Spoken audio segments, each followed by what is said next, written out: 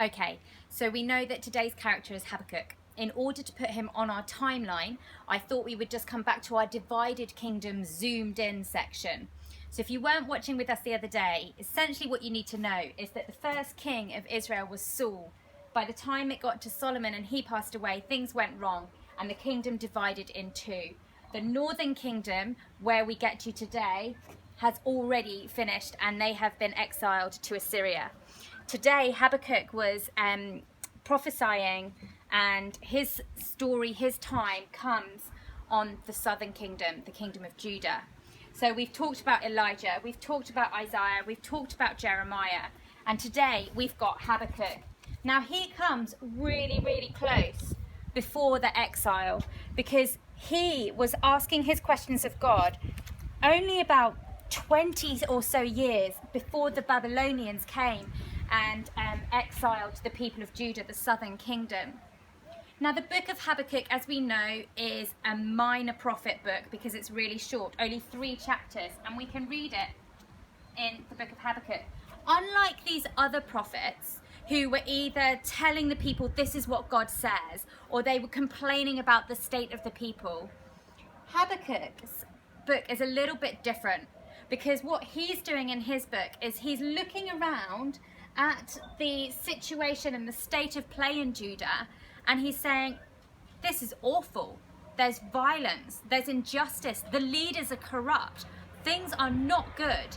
And instead of talking to the people, he goes straight to God and goes, God, where are you? How are you allowing this? And the sin that he sees around him, he's saying, God, what?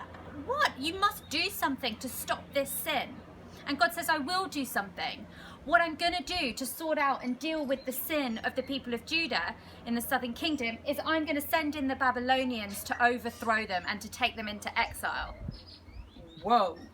Wait a minute. Habakkuk is like, these guys are the worst of the worst. You can't use them to deal with that sin. That's like saying, I don't even know what that's like saying. That's like taking something bad and saying you're going to make it better, but actually throwing more and more bad stuff on it. Habakkuk's like, that makes no sense, God. But God says to Habakkuk, don't you worry about justice. I am in control of justice. Don't you worry about the state of play with the Babylonians. I will take care of them. They will be brought down. They will think that their false God gave them the victory, but I am the one true God, and I will deal with them as their sins deserve. Habakkuk, you need to know that in the future there will come a time and the righteous will live by faith. And it's because of that conversation that Habakkuk can then know joy, and he can choose to rejoice and to trust in the Lord, despite the fact that his circumstance and where he looks around him is pretty awful. In a moment, we're going to have our final installment of the Turning the Tables talks in Luke. But for you guys who are going to stick around with Habakkuk in your packs for a bit, I would encourage you, if you are older, why not read the story of Habakkuk? Why not read the book? It's only 3 chapters.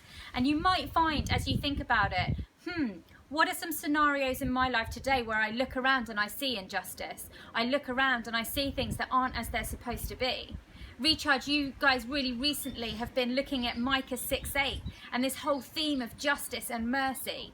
Perhaps as you read Habakkuk, you'll see some similarities there. So you guys who've got your time to spend with Habakkuk, have a look, have a think about when things in life are a bit rotten. How can you praise God? How can you trust in him? How can you rejoice in him and know that the joy of the Lord is your strength? So that is where Habakkuk is.